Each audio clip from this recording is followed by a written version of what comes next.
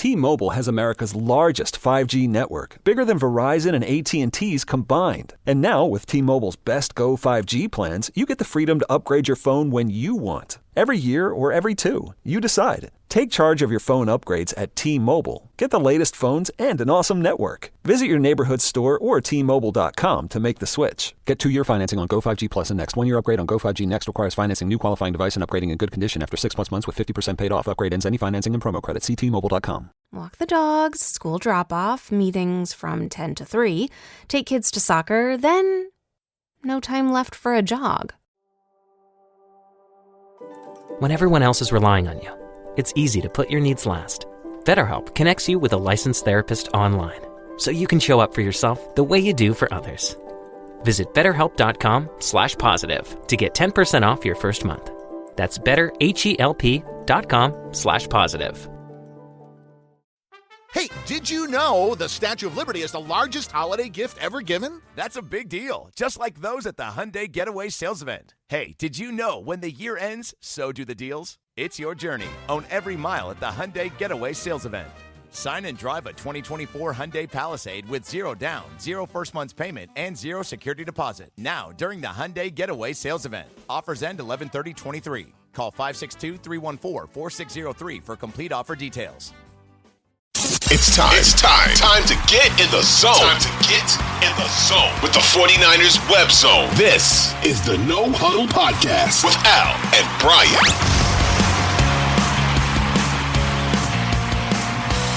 What's up, faithful? You're listening to another episode of the 49ers Web Zone No Huddle Podcast, a part of the Odyssey Network. I am Brian Renick. Al Sacco is on assignment with family this weekend, and so we brought in a special guest, someone who has been on the podcast before, Mr. Jason Aponte of Niners Nation and the Sprint Right Option podcast. Jason, we got Thanksgiving revenge, man. Was it as cathartic for you as it was for me? It was. And this is a victory that while people look at it and say, why are you lamenting such a regular season win? I don't think you understand what was at stake here.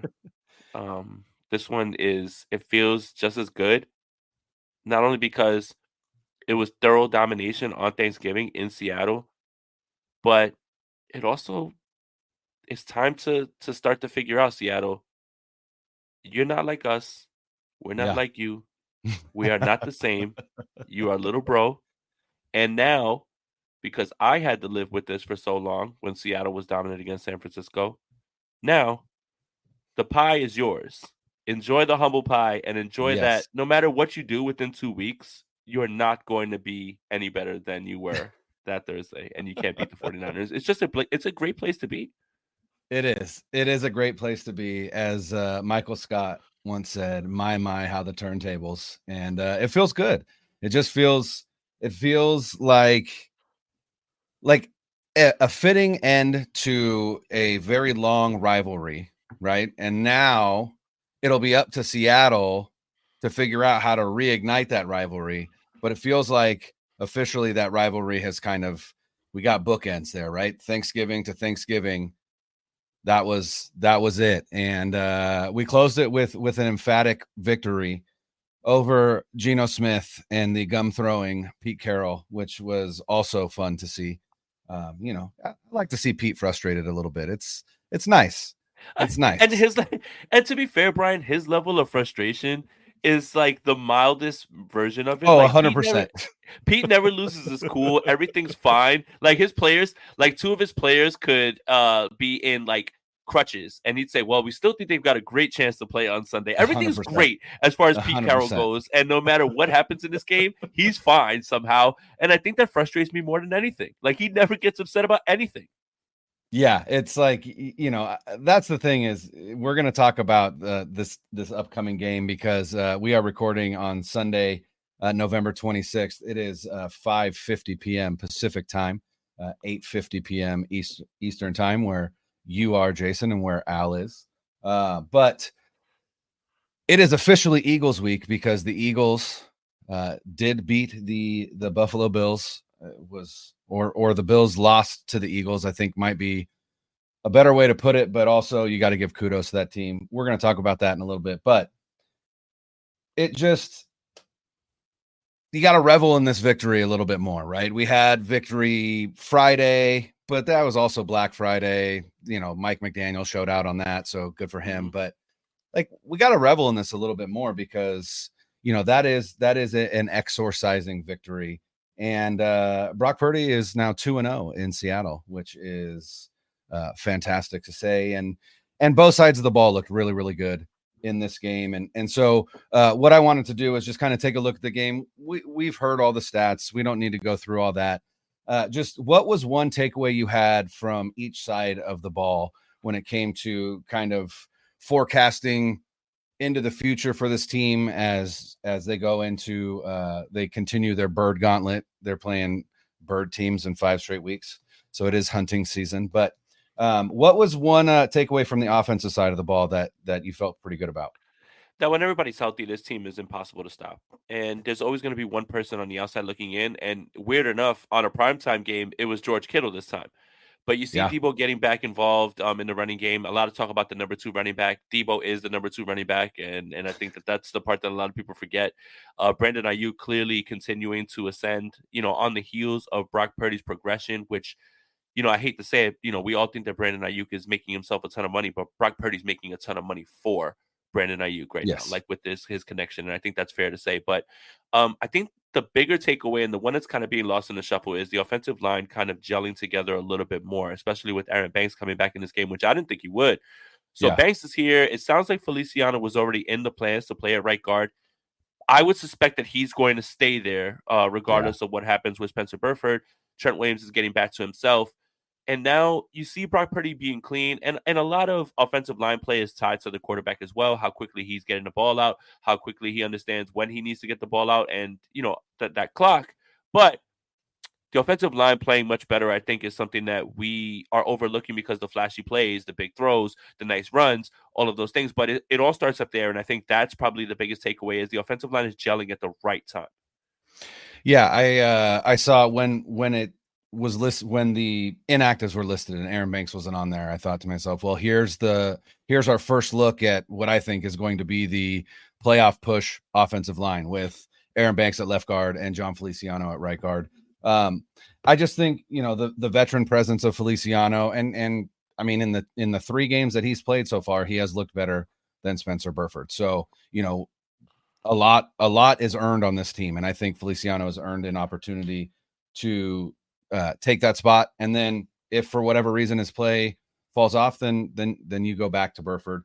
I think for me, the biggest takeaway is really that touchdown throw to Brandon Ayuk. And what I think is the biggest takeaway from that is Shanahan said afterwards, that was a designed check down. He was supposed to go to, I believe it was Christian McCaffrey, who was wide open underneath, and that would have gotten a first down plus some extra yardage, and it would have, continued the drive. But Brock Purdy processed enough and quickly enough to recognize, hey, I can get this to Ayuk, and had the balls to do it. And I think it's those two things that, again, are just showing that this kid is growing before our eyes. To have the stones to make that throw is only there because he has put in the work and is able to go through his progressions, is able to read the defense. He's done his film work. He's done it all. And it's just another impressive showing from the kid in a hostile environment, just like we'll get in Philadelphia on Sunday. And it's just, again, it's nice to just see really good quarterback play and not kind of bait my breath each time we have to take a drop back, because you're not certain what's going to happen. It feels like at this point, 7, 8, 9 times out of 10, when we drop back, something good is going to happen. And that's an impressive offense. And it's a lot of fun to watch. Yeah. And that's not a knock at, the other guy that was here before. No, it's just a reality. And there is, no matter what, even during the 3-game stretch, I kept preaching, like, no matter what, it never really feels like this is ever getting away. It never feels like there's moments where things can be going well and you feel like, oh, this is shaky. Even when things weren't going well, it never felt like it was getting away from Brock Purdy. And I think that's something that is a comfort 49er fans haven't known for a long time. And that's not just, the guy that was here before, right? As handsome as he was. It's really just everybody after Steve, right? Like, like after Steve, basically. So it's not just one person. So, yeah, I mean, I don't get too into the hyperbolic statements in terms of like, oh, the best since Steve. But I'll be honest, through these games that he's actually started and won and finished, I feel a calm at the quarterback position that I haven't felt since Steve. And that's no disrespect to Jeff Garcia, who was fine as well too. But it's like no matter what happens, it's like it's still Steve. Like you feel good with the game in Steve's hands. I guess like what I'm trying to say is like with Jeff, you kind of just like hope things would go well. He wasn't necessarily like throwing mind-numbing interceptions or anything like that. But I think there's still like a confidence around Purdy to the point of he's still going to find a way to get it done regardless. Like he's still going to figure out a way to get it done. And I think that's something 49er fans haven't known in a long time. This episode is brought to you by Progressive Insurance. Whether you love true crime or comedy, celebrity interviews or news, you call the shots on what's in your podcast queue. And guess what? Now you can call them on your auto insurance too with the Name Your Price tool from Progressive. It works just the way it sounds. You tell Progressive how much you want to pay for car insurance, and they'll show you coverage options that fit your budget. Get your quote today at Progressive.com to join the over 28 million drivers who trust Progressive. Progressive Casualty Insurance Company and Affiliates. Price and coverage match limited by state law. Rehearsals for the school play were really coming along. Bigger smile, Mr. Squirrel? Until a custodian accidentally threw away the costumes. Oh, no. Everyone was rattled. Miss Garrity forgot how to play. And the Queen of the Hedgehogs almost quit. Find a new queen! But replacement costumes were shipped with FedEx. And with added peace of mind from picture proof of delivery, everyone could focus on the perfect opening night. FedEx, where now meets next. For residential delivery only. The holidays are coming. Find a gift for someone special with jewelry from Blue Nile. Right now, Blue Nile is offering special Black Friday and Cyber Monday deals. Save up to 50% on the season's most stunning trends. Blue Nile offers an endless selection of bold gold styles, gemstone jewelry, and classic diamond pieces. And now, for a limited time, get 36 months special financing on minimum purchases of $1,000. Restrictions apply. See BlueNile.com for details. That's BlueNile.com. Well, and I think 49er fans are feeding off of that level of confidence that his teammates have. You know what I mean? Like, that's the other thing for me is all of his teammates just can't stop talking about how much they love this kid and how impressed they are with him. And you can't help but hear that and go, well, then, regardless of what my priors were or whatever, I've really got to kind of join in on this bandwagon because this team loves this kid. And obviously the results are there.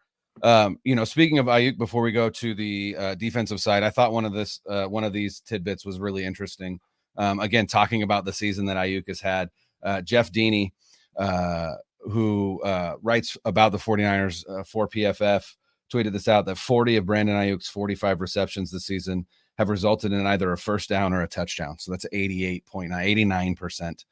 Basically 9 out of 10 receptions are either going for a first down or a touchdown. That's one hell of a season that Ayuk is putting up. And again, it doesn't happen without Debo, without Kittle, without McCaffrey, right? They all work in tandem.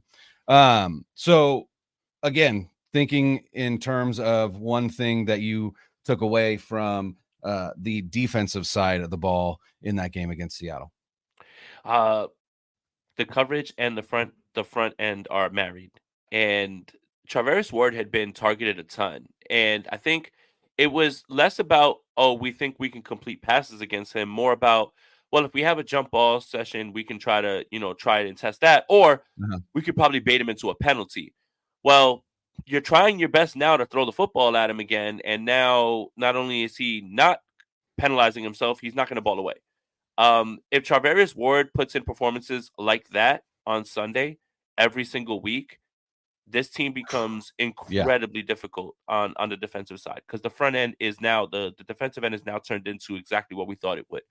And now the back end is cooperating in this manner now. And really, Brian, all it took was Steve Wilks to miraculously float from the booth all the way down. Like, it's just insane how we had this complete oversight of scheme, players acclimating themselves, injuries, when really all it took was just literally like they could have had wires on Steve Wilkes while he's in the booth, maybe, and like if the team's struggling, just open up the thing and just kind of just float him straight down. Yeah, and just float him straight down, and then boom, the defense is lit now. But I think again, the back end was always going to be the place where you had to attack this team because you're not going to try the defensive line, you're not going to try the linebackers.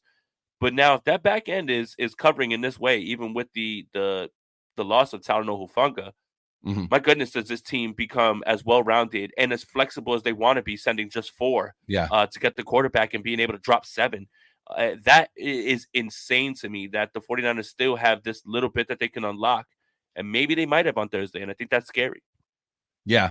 And I think for me also the big takeaway came from the secondary, and it was the revelation that pregame Kyle Shanahan came to Tarvarius Ward and said, "Hey, you're going to cover DK. You're going to follow. You're going to follow DK tonight."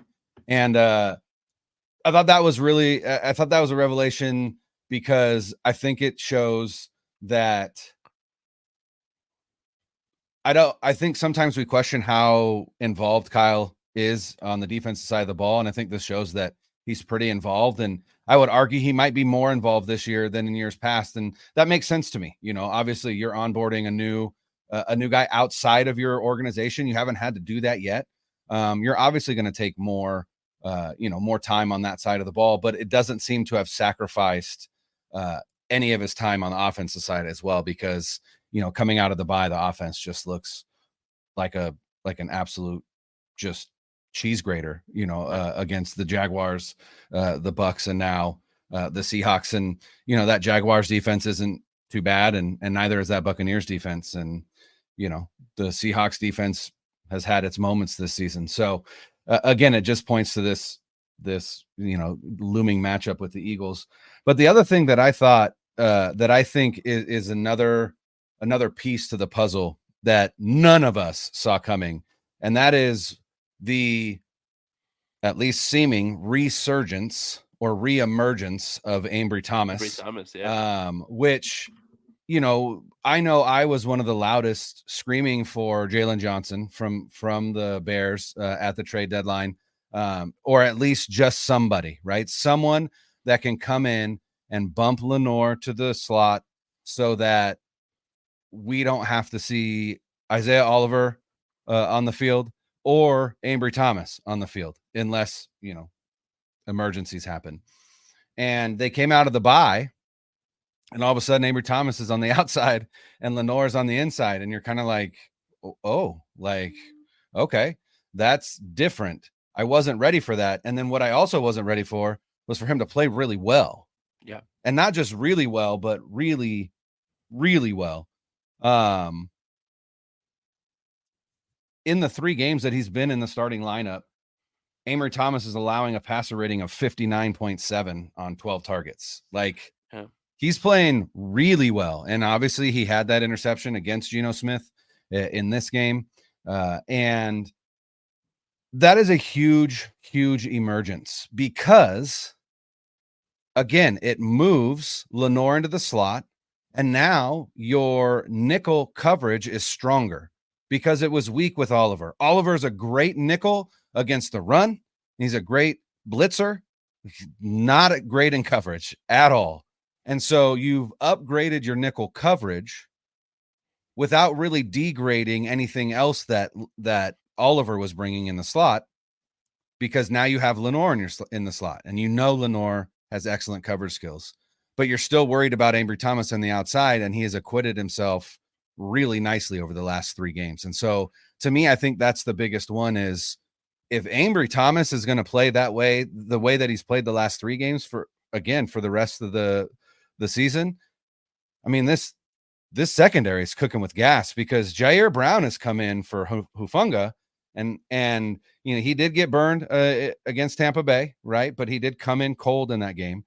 But the rest of that game and then the Seahawks game didn't really miss a beat with him out there. So again, just huge, huge developments moving forward if they stick. Yeah, and it's funny enough that, everybody wanted an outside corner to kick Lenoir inside. But what if I told you the 49ers trade deadline acquisition was actually someone that was already in the building and someone that they actually got something out of, right? And it's not like this is a rags to riches story. The kid's a 3rd round pick. Yeah. And in his first year, D'Amico Ryans had to find ways to help him out with coverage, scheme things around him, run some cover 3, shade a guy his way, right? Like, and get him acclimated. All it takes is a few plays for a player's confidence to go through the roof. You get the strip fumble against the Jacksonville Jaguars, and he mouths to Steve Wilkes, "I'll never forget you." Almost like Steve Wilkes has been the one kind of pushing for him to get onto the field. So that little bit of confidence goes a long way. Then you see the interception happen. You start to see things grow a little bit more, right? And he's only in on nickels. So again, Lenore starts outside, then kicks inside in nickel situations. And it's just this flexibility that you have right now, on top of the fact that it could be from a player that you've invested in. And the whole idea of like, well, oh my God, they didn't get anybody to trade deadline. What if their trade deadline acquisition was a guy sitting in your building this entire time? And it absolutely could go that way, especially when you think about the fact that Steve Wilkes is a secondary guy, the fact that Steve Wilkes has been pushing for him to get on the field, all these things little by little. This is why talent goes so far. Coaching and coaching up is the last little piece for guys that may need it. Some guys don't need it. Most guys do, and he's one of them, and it looks really good right now. They look much better for not having come off of any picks for any sort of cornerback, at least, we're 3 games after the deadline? 3 games after the deadline.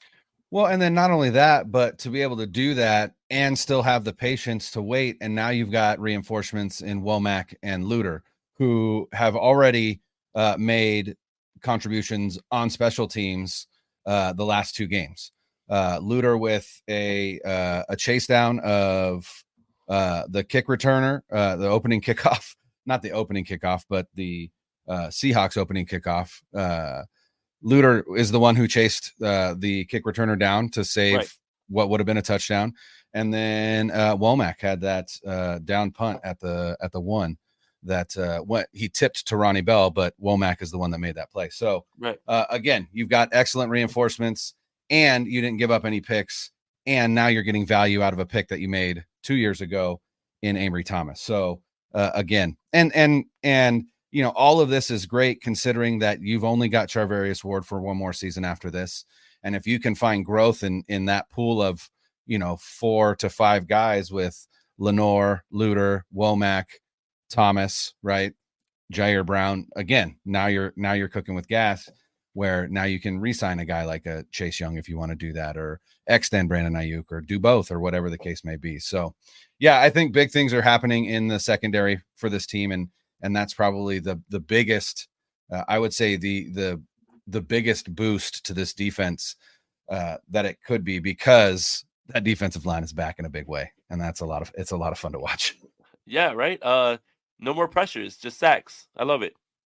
Like let's stop playing with our food, and let's put it down. And now, you know, and you're seeing it, you know, 6 sacks against Seattle, and almost all of them there were 2 guys at least converging at the quarterback.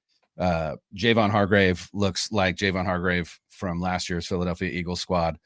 Chase Young and Nick Bosa are Chase Young and Nick Bosa. Eric Armstead's like doing what he does every season. It's a lot of fun to watch. And then you still got guys, you know, to rotate in, and Cleveland Farrell and Clea Davis. And, you know, it's just Javon Kinlaw.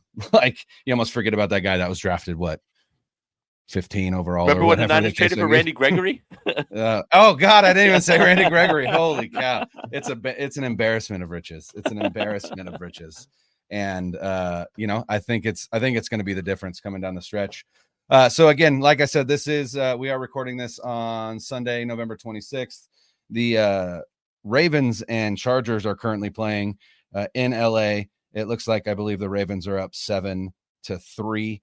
But wanted to take a look at a couple of the games that happened this week, including one on Thanksgiving that were of significant interest to 49er fans. The first is the Detroit Lions lost to the Green Bay Packers at home on Thanksgiving.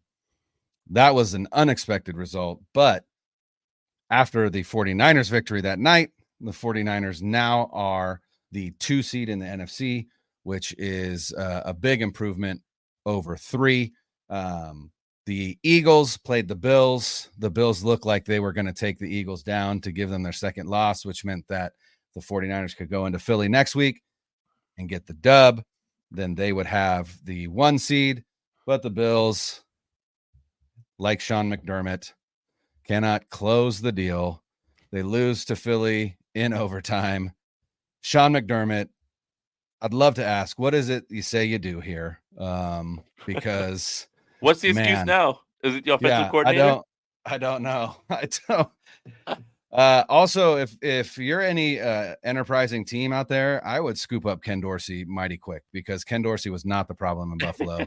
And you could bring that dude in to help you and your offense in the, I'm talking to, I don't know, maybe not anybody that the 49ers might face. No, not a 49ers guy. I think Dorsey would help a lot of teams, but yeah, so this game looms large. The 49ers can go into Philly and give them their second loss of the season, but that will not get the 49ers into the 1 seed because they have those 3 losses. Apple Card is the credit card created by Apple. You earn 3% daily cash back up front when you use it to buy a new iPhone 15, AirPods, or any products at Apple. And you can automatically grow your daily cash at 4.15% annual percentage yield when you open a high-yield savings account. Apply for Apple Card in the Wallet app on iPhone. Apple Card subject to credit approval. Savings is available to Apple Card owners subject to eligibility. Savings accounts by Goldman Sachs Bank USA, member FDIC. Terms apply. This episode is brought to you by Reese's Peanut Butter Cups. Some things are just better together, like party playlists and Friday nights, campfires and ghost stories, peanut butter and chocolate. And Reese's Cups are the perfect combination of creamy peanut butter and delicious milk chocolate. So, when you want something sweet, you can't do better than Reese's Peanut Butter Cups. Buy Reese's today wherever candy is sold. I was thinking about it today, and I was like, are the 49ers going to be in the 3 biggest marquee matchups in the season, this season? And then I thought, well, I don't know. Kansas City, Philly was pretty, that was a pretty marquee matchup. So that might make it into like the top 3, but that Niners Cowboys matchup early in the season, by far and away the most anticipated game on the schedule. And then this Niners Philly game is going to be the most anticipated game on the schedule. And then Christmas Day, the 49ers and the Ravens. You wrote me into the joke, and I thought you were about to say when the 49ers have to play in Vegas for the Super Bowl. And then it's on to Vegas. Obviously this game is huge, but it's not necessarily huge at this point for playoff seeding because Philly only has 1 loss. The 49ers have 3, but it's a heavyweight fight, and I think it has a lot of psychological, I guess you would say psychological repercussions for both teams, depending on outcome. Yeah, the 49ers are not going to get the NFC title back by winning on Sunday. But no, you want to show, first of all the talk from right after the NFC title game about what you would have done, would have done if everybody was healthy. Well, okay, everybody's healthy, so go show it now. Yeah. It's a little bit of that, and it's a little bit of saying, if we don't get the number 1 seed, we can come back and do this again. Yeah. And it's kind of just letting everybody know, regardless, we'll probably finish as the 2 seed, because I'm as shocked as anybody Detroit lost actually to Green Bay. I'll be honest, I didn't think they were going to lose another game until they faced Dallas. Right. And now Minnesota doesn't look like a walkover. New Orleans will probably play them tough, and then they have Dallas again, and I think they get Green Bay again, and even Chicago gave them fits. Yeah. So I was kind of shocked, especially looking at their schedule. I thought they were going to run away with the 2 seed, but it is about, if we have to come back here, we've done it. And what we said we were going to do last time, we did it. Right. And it kind of just gets that out of the way and kind of puts that in their head. which is why I think they're so slick about Lane Johnson. Mm-hmm. By the way, Lane Johnson, get healthy, get right. I want to see you Sunday. I want to see it Sunday. I don't want to hear it about this guy didn't play, that guy didn't play. I'm glad you took this week off. Take this week off, heal up, have some chicken soup, and get out there Sunday, because that's what I want to see. I don't want to see any idea of we didn't have this guy, we didn't have this guy. No. Everybody. Bring everybody on, make sure everybody's there. So I'm good with that. But it is more of saying we can do this. We told you we were going to do this, than it is anything that has to do with the number 1 seed, obviously, since Kansas City and Buffalo are completely unserious against the Philadelphia Eagles the last 2 weeks.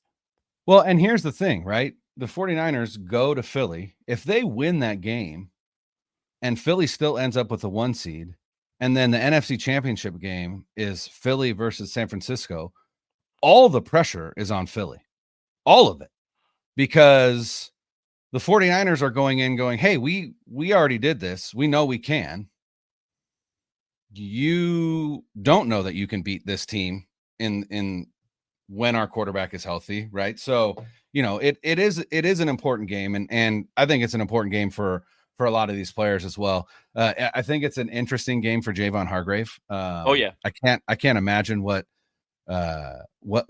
this week is going to be like for him.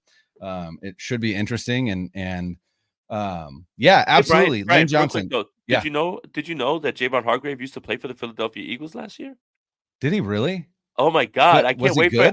I can't wait for on the Eagles. I mean, he was so. I can't wait for the amount of questions that are going to belabor this point this entire week, right? Like, it's almost going to be like, hey, so remember when you were on the team last year? I would love Hargrave to be like, nope, don't remember it at all. It never happened. Like, no, I got I play for the 49ers. We're in Silicon Valley. I don't know if you guys know this. They already developed that Men in Black thing. They did it to me when I signed my contract. I've got no recollection of anything that happened prior to signing here. Or Brian, the woman that you married, right, and you signed a long-term deal with, asked you what it was like with the ex. Even if it was great, you still have to say out of your mouth, like, it was all right. It was all right. It was all right. I'm glad I got the ring. I'm glad I met you. Fun. I'm glad I met you. Yeah. It wasn't a fun season. We gotta. We lost in the Super Bowl. I try not to remember it. Yeah, but yeah, it was okay. It was all right. This is more fun. I'm having way more fun over here. but yeah, Lane Johnson, make it back so that we can watch you leave early before every snap and not get called. Oh, okay. Yeah. But so I was thinking about this. These two teams are really kind of quite different. I think they're both very, very good teams, right? I think you can make an argument that these are the two best teams in the NFL. I don't know that you could argue another team above either one of these teams just based on results. Again, you can't argue KC, Philly beat them. You can't argue Buffalo, right? You can't. I don't even know if you can argue Baltimore because they just lost to the Browns. And I think Buffalo's 10th in the AFC right now, so it's hard to argue. Yeah, they're not even in the playoffs right now, which is wild. So these are again, arguably, but also I feel like inarguably the two best teams in the NFL right now.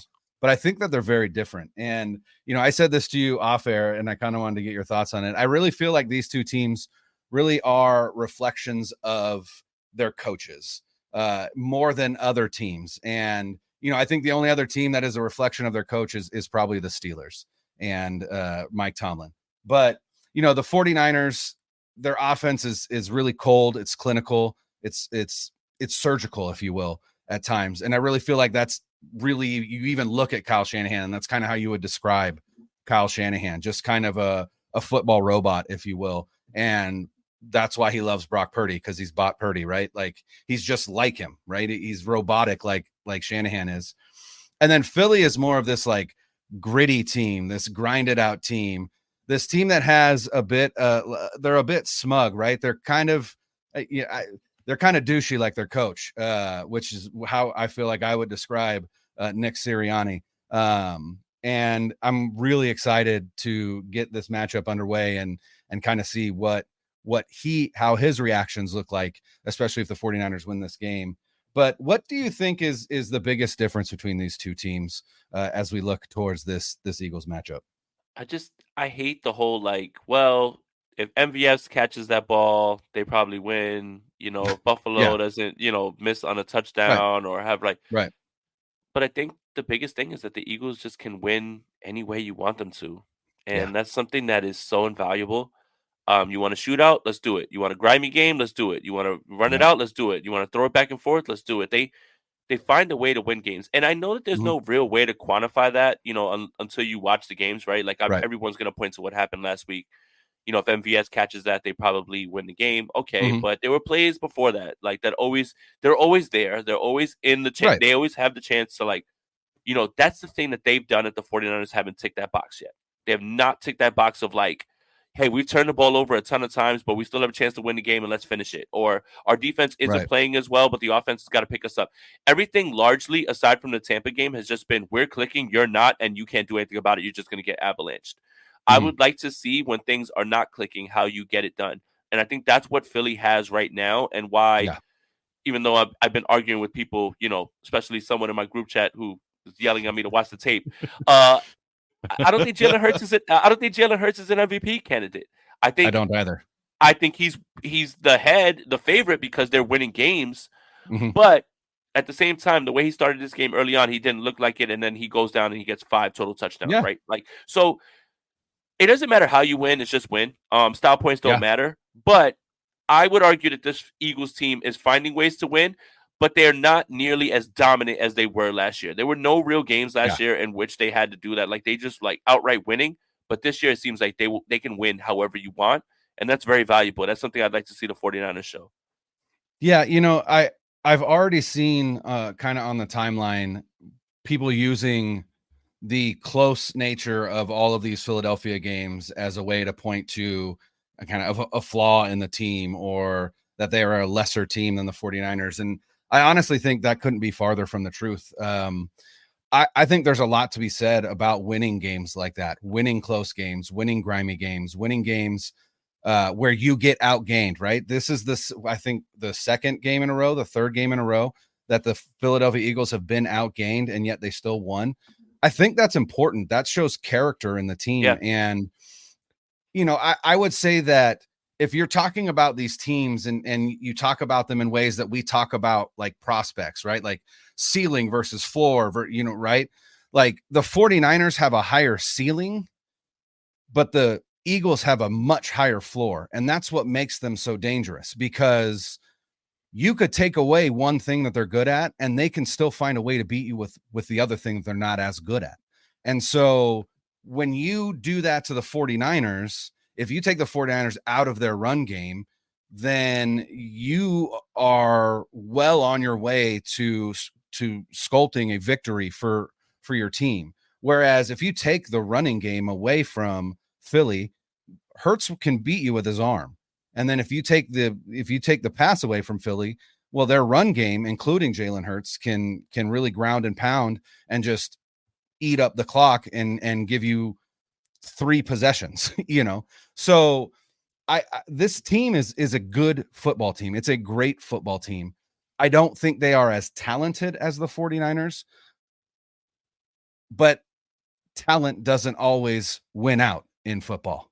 And that's where this game is so intriguing, is the 49ers really do come in boasting a better roster, top to bottom.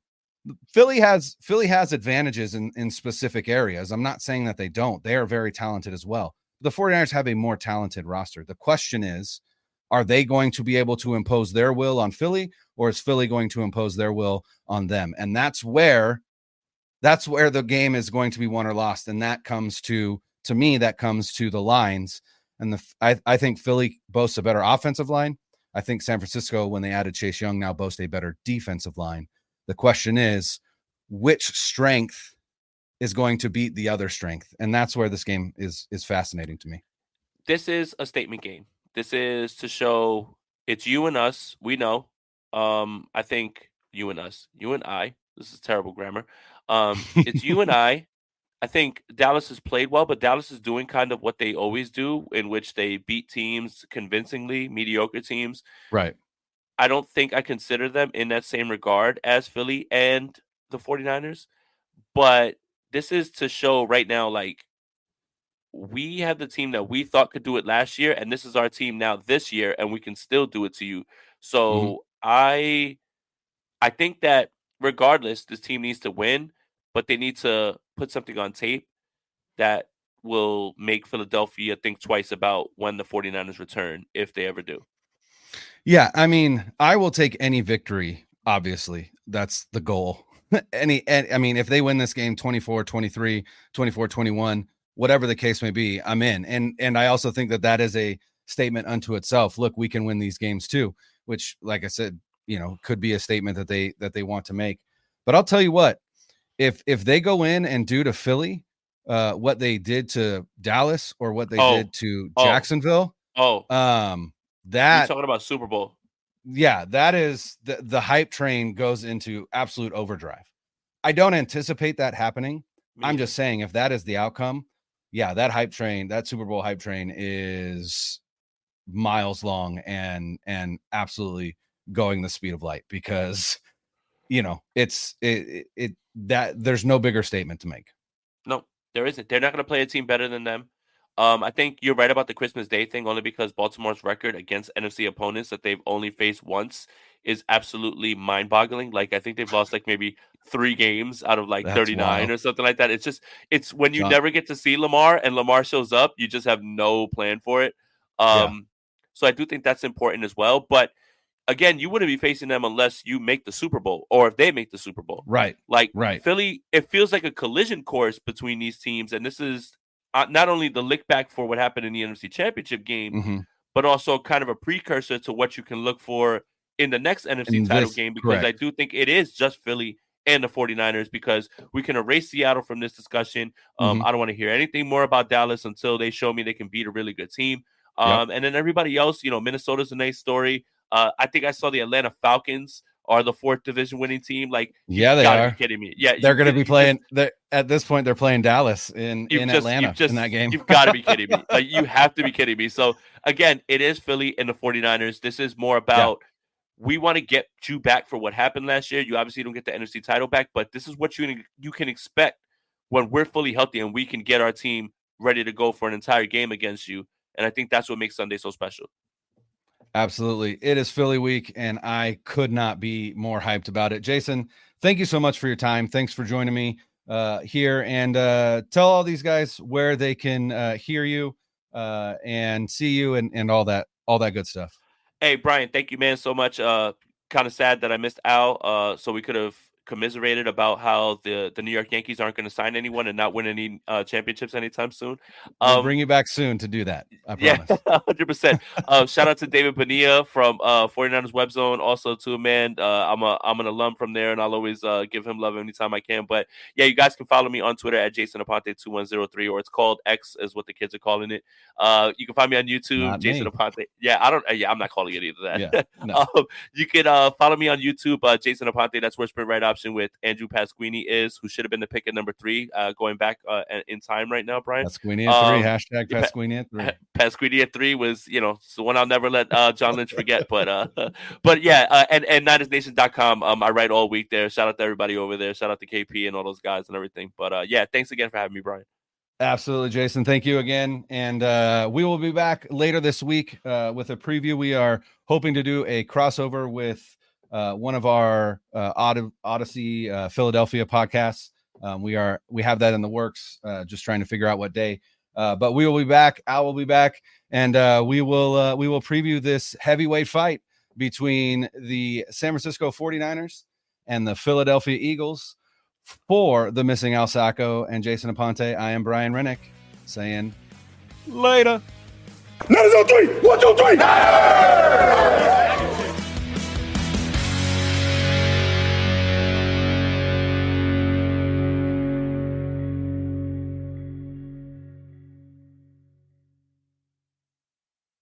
.2400 Sports is an Odyssey company.